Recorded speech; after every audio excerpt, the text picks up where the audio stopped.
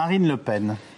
Je ne vais pas répondre à M. Estrosi parce qu'il est dans la caricature et je pense qu'il n'a pas pris la mesure des problèmes auxquels nous sommes confrontés. Je suis assez d'accord avec M. Cahuzac sur le fait qu'effectivement le couple franco-allemand est au milieu du gué et ne fait rien. C'est un peu la politique du chien crevé au fil de l'eau, quoi.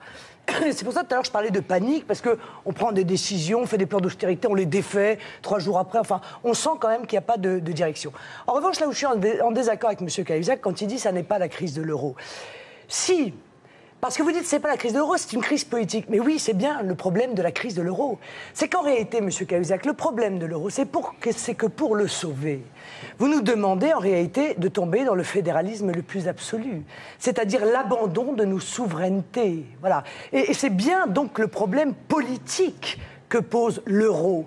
L'euro pose un problème économique, mais il pose aussi évidemment un problème politique. Et on n'a pas posé ce problème-là au peuple. Et il y a un moment donné où il faut leur demander est-ce que vous voulez ou non abandonner votre liberté de peuple bah si, quand même, la souveraineté, c'est ça quand même. Je ne pousse pas le raisonnement aussi loin, mais vous avez raison.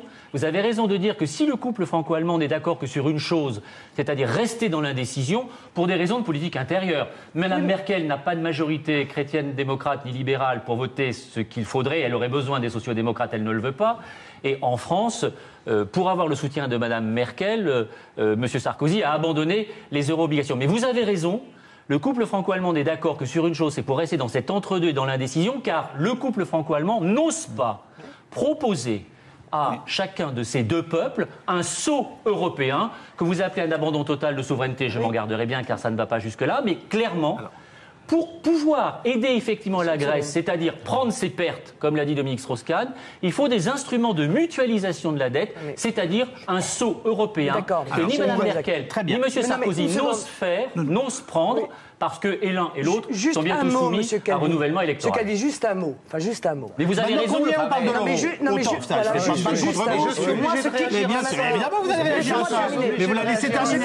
Juste, je termine. Moi, ce qui m'inquiète énormément, c'est ça le problème politique. Moi, ce qui m'inquiète énormément, M. Calvi, c'est qu'on nous avait vendu que l'euro, c'était la paix. Moi, je me rends compte qu'on est aujourd'hui dans une situation presque d'hostilité et peut-être demain de haine. D'abord des pays du Nord à l'égard des pays du Sud. Vous voyez comment ils sont traités.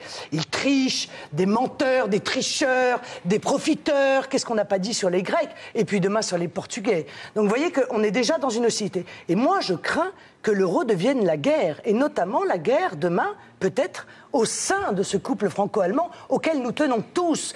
Cette amitié franco-allemande auquel nous tenons tous et qui demain peut exploser parce que les Allemands, manifestement, refuseront les eurobonds. D'ailleurs, Mme Merkel l'a dit très clairement. Refuseront la multiplication des attendez.